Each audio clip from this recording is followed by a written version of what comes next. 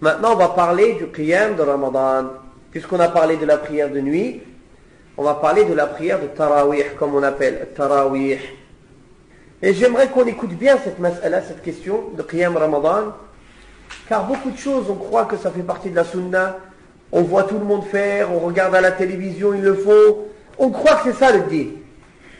Et là, quand on va écouter le hadith et la sunna du prophète sallallahu alayhi wa sallam, on va voir qu'il y a certaines choses, ce n'est pas comme on croyait.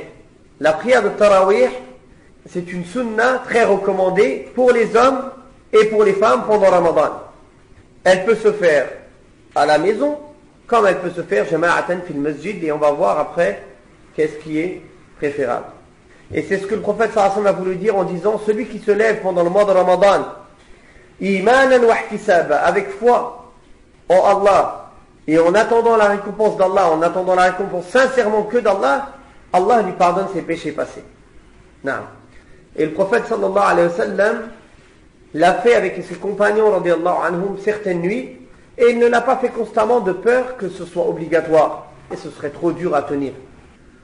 Aïcha radiyallahu anha a dit, le prophète sallallahu alayhi wa sallam est sorti à la mosquée, il a prié. Les gens ont prié derrière lui. Le deuxième jour, il est sorti, il y avait beaucoup plus de gens qui ont prié derrière lui. Le troisième jour, il y avait beaucoup de gens qui l'attendaient à l'extérieur, et le prophète sallallahu alayhi wa sallam, il n'est pas sorti. Le matin, quand il est sorti pour la prière de Fajr, il leur a dit, j'ai vu ce que vous avez fait ces dernières nuits, c'est-à-dire vous avez prié derrière moi, en groupe. Il a dit, la seule chose qui m'a empêché de sortir, c'est de peur que ça devienne pour vous obligatoire. Et ça, c'était pendant Ramadan. Donc le prophète sallallahu alayhi wa sallam, après cela, a délaissé, il ne l'a plus fait, jusqu'à qu'il soit décédé, alayhi salatu wassalam. Et le hadith est rapporté par le Bukhari et Muslim. Ça parle de la prière de nuit pendant Ramadan, que le prophète sallallahu alayhi wa sallam, il l'a fait à la mosquée, jama'atan, avec les compagnons, radiyallahu anhum. Mais il ne l'a fait que de nuit, après il ne l'a plus fait, pour pas que ça devienne obligatoire. Donc ce hadith de Abu Dharr, où Abu Dharr raconte qu'on a jeûné avec le prophète sallallahu alayhi wa sallam. Et il a dit, il n'a pas prié pendant le Ramadan, il n'a pas prié pour nous jusqu'à qu'il reste 7 jours de Ramadan. Et il a prié avec nous au début de la nuit jusqu'à qu'on arrive au tiers de la nuit. Puis, il ne s'est pas levé la 4e nuit. Il s'est levé le lendemain, donc c'est-à-dire qu'il a fait ça 3 nuits de suite et pas la 4e. Puis, il s'est levé la nuit d'après, jusqu'à la moitié de la nuit. On a dit au messager d'Allah, pourquoi tu ne nous pries pas jusqu'au matin?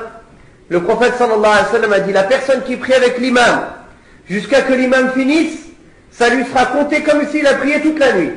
Et ça, c'est une preuve pour ceux qui disent qu'on ne prie pas le tarawih à la maison, à la mosquée, mais à la maison. Ça, le prophète sallallahu alayhi wa sallam, dans ce hadith, nous montre bien que le fait de prier avec l'imam et de rester avec lui jusqu'à qu'il finisse salat, c'est comme si tu avais prié toute la nuit. Puis, le 6e jour, il ne s'est pas levé, et il s'est levé le 7e. Il a appelé sa famille pour appeler les gens, jusqu'à qu'on ait eu peur de rater le sahur, c'est-à-dire le dernier repas du matin. Donc dans ce hadith, il y a plusieurs choses à retenir. Awalan, que le prophète sallallahu alayhi wa sallam, il a prié avec les musulmans à la mosquée en groupe. Deuxièmement, dans les 2 hadiths qu'on a vus auparavant et maintenant, est-ce qu'il y a un nombre de rak'at qui est cité? Il n'y a pas de nombre de rak'at qui est cité.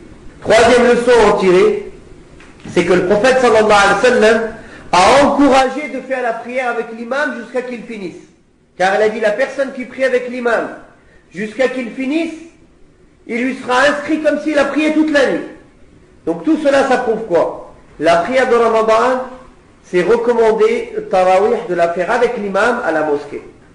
Et il y a plus de récompense, car la récompense, si on finit la prière avec lui, c'est de gagner la récompense comme si on avait prié toute la nuit. Dans le hadith qui est rapporté par le Bukhari et Muslim, Urwa ibn Zubayr a dit qu'après la prière du prophète sallallahu alayhi wa sallam qu'il a fait dans Ramadan avec eux, il ne l'a plus jamais fait, de peur que ce soit obligatoire. Donc il l'a fait une seule année, sallallahu alayhi wa sallam. Après il ne l'a plus jamais fait. Après Abu Bakr ne l'a pas fait. Au temps d'Abu Bakr, ça ne s'est pas fait 2 ans. Abu Bakr, sa khilafa, elle a duré que 2 ans. Après, une partie de le khilafa de Omar, c'était pas fait. Jusqu'à qu'un jour, Omar ibn Khattab, il est entré à la mosquée, il a trouvé un groupe qui priait avec 2, un autre groupe qui priait avec 5, Il a dit là où jama'na nas, pourquoi on ne va pas les réunir? 1, 2 ici, 5 là-bas, 3 ici. Et il les a réunis, et il n'a pas fait quelque chose de nouveau en islam. Il a revivifié, il a remis en place une chose que le prophète sallallahu alayhi wa sallam avait déjà fait. Ce n'est pas comme certains mubtadi'a, certains innovateurs, ils disent, ah regarde, Omar il a inventé une ibada. Alors on a le droit nous aussi d'inventer une ibada. Le prophète sallallahu alayhi wa sallam l'a fait, et il a expliqué pourquoi il l'a délaissé. Il l'a délaissé de peur que ça devienne obligatoire. Sinon il l'aurait continué, alayhi salatu wa sallam. Donc Omar ibn Khattab n'a fait que quoi? N'a fait que remettre en place ce que le prophète sallallahu alayhi wa sallam avait délaissé de peur que ça devienne obligatoire. Il a vu le maslaha, il a vu que les gens y prient, ils sont dispersés, il a dit on va les réunir sur un imam. Comme le prophète sallallahu alayhi wa sallam nous a fait pendant Ramadan. Et c'est à partir de Omar que cette sunna elle est redevenue vivante, et depuis ce temps-là, dans toutes les villes musulmanes du monde et dans tous les pays où il y a des mosquées, dans toutes les mosquées du monde, depuis Omar ibn Khattab, il y a Tarawih chaque Ramadan jusqu'à aujourd'hui, walhamdulillahi rabbil alamin.